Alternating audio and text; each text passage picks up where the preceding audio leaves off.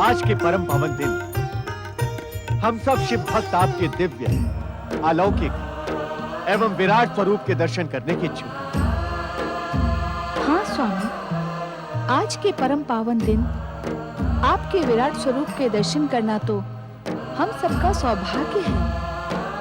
कृपया हम सब शिव भक्तों पर कृपा करें, हमें अपने अलौकिक स्वरूप का दर्शन कराएं।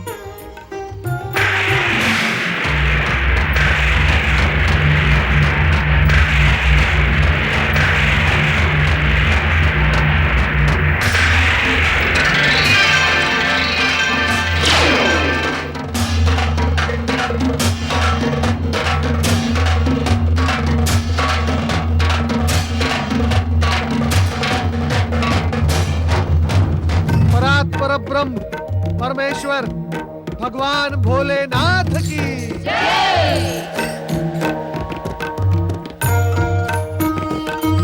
हमारे इस विराट स्वरूप के दर्शन के साथ साथ आप सभी के मन में यदि कोई जिज्ञासा हो तो उसे निसंकोच प्रस्तुत करें। भोलेनाथ, मेरी अज्ञानता को क्षमा करें। मैं शिव तत्व के उद्देश्य को समझने का इच्छुक हूं। लोक कल्याण ही शिव तत्व का मुख्य उद्देश्य है। इंद्रदेव, प्रभु, आपके द्वारा रचित विधान के अनुसार श्री ब्रह्मा जी सृष्टि के रचयिता हैं, श्री हरि विष्णु सृष्टि के पालक हैं और आप महादेव सृष्टि के संहारक हैं, स्वयं महाकाल हैं और शिव तत्व का उद्देश्य लोक कल्याण भी है। प्रभु, इस शिव तत्व के रहस्य को स्पष्ट कर समझाएं। देवराज, ये सत्य है कि हम सृष्टि विधान में विनाश के अधिपति महाकाल हैं, किंतु आप ये सत्य कैसे भूल गए कि हमने ही समुद्र मंथन से निकले हलाहल कालकूट विष को अपने कंठ में धारण कर प्राणी मात्र के जीवन की रक्षा की थी। भोलेनाथ, श्री ब्रह्मा जी, श्री हरि विष्णु जी एवं इस सृष्टि की रचना आपकी इच्छा द्वारा ही संभव हुई है। आपकी इस इच्छा का आधार क्या है?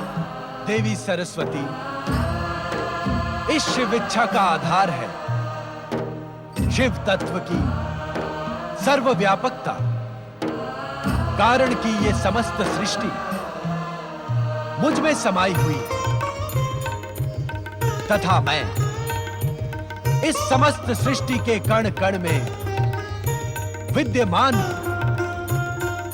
पंच तत्व और सतरज तमोगुण मुझसे ही प्रकट होते हैं।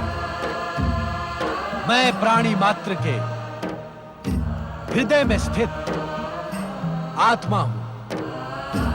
मैं ही समस्त सृष्टि का आदि, मध्य और अंत हूं। महादेव जी, कृपा करके बताएं कि शिव तत्व की उत्पत्ति कैसे संभव हुई? देवी लक्ष्मी, मेरी उत्पत्ति को न तो देवता जानते हैं और न ही ऋषिजन, क्योंकि मैं इन सभी का जनक आदिदेव परात्पर ब्रह्म हूं। मैं अजन्मा, अविनाशी तथा अनादि हूं। ओम नमः शिवाय। प्रभु, कृपया बताएं कि आपको प्राप्त करने का मार्ग क्या है? भक्ति। भक्ति ही मुझे प्राप्त करने का एकमात्र मार्ग है। नारद, प्रेम तथा समर्पण सहित मेरे पंचाक्षरी मंत्र का जप करने वाले भक्त को मैं वो ज्ञान प्रदान करता हूं जिससे वो मुझ शिव तत्व को प्राप्त हो जाता है।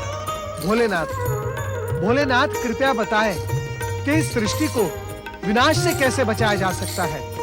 निर्माण और विनाश तो समय के काल चक्र पर निरंतर घूमने वाली प्रक्रिया है नारद, किंतु विनाश के अधिपति महाकाल सदाशिव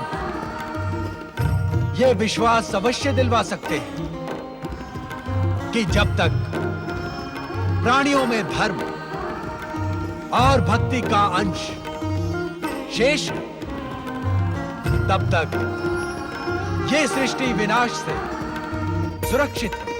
स्वामी, इस सृष्टि के लिए आपका अमर संदेश क्या है? अहंकार, अत्याचार तथा पाप की भावना को त्याग कर हर प्राणी अपना प्रत्येक क्षण मुझे समर्पित कर अपने निर्धारित कर्तव्य का निर्वाह करे। यही मेरा इस सृष्टि को संदेश है।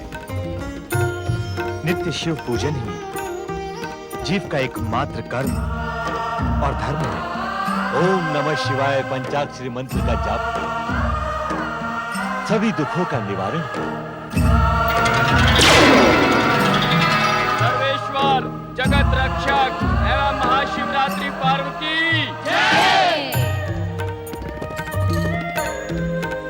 हे शिव शंकर, हम अपनी अपनी जिज्ञासाओं की उचित उत्तर पाकर धन्य हो गए। किंतु जिस महान पर्व पर आप सभी हमारा अभिनंदन करने कैलाश पधारे थे, उससे संबंधित एक भी प्रश्न नहीं किया। महानुभावों, दिन विशेष नहीं होता, विशेष होती है उससे संबंधित प्रेरक कथा। क्षमा चराचर पति देवादिदेव, हम सब शिव भक्तों पर कृपा कर हमें महाशिवरात्रि पर्व से जुड़ी प्रेरक कथा का श्रवण करा। देवराज, महाशिवरात्रि पर्व से जुड़ी प्रेरक कथा के सूत्रधार देवर्षि नारद। नारायण नारायण। नारद, तुम ही सुनाओ वो प्रेरक कथा। हम तुम्हें वो कथा सुना सकने योग्य दिव्य दृष्टि प्रदान करते हैं।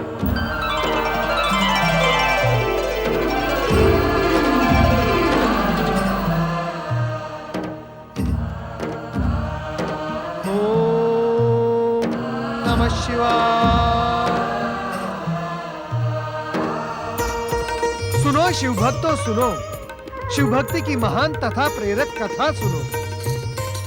फाल्गुन मास कृष्ण पक्ष की त्रयोदशी के दिन वन में रहने वाला गुरुद्रुह भील अपने परिवार का पेट भरने के उद्देश्य से आखेट पर निकला।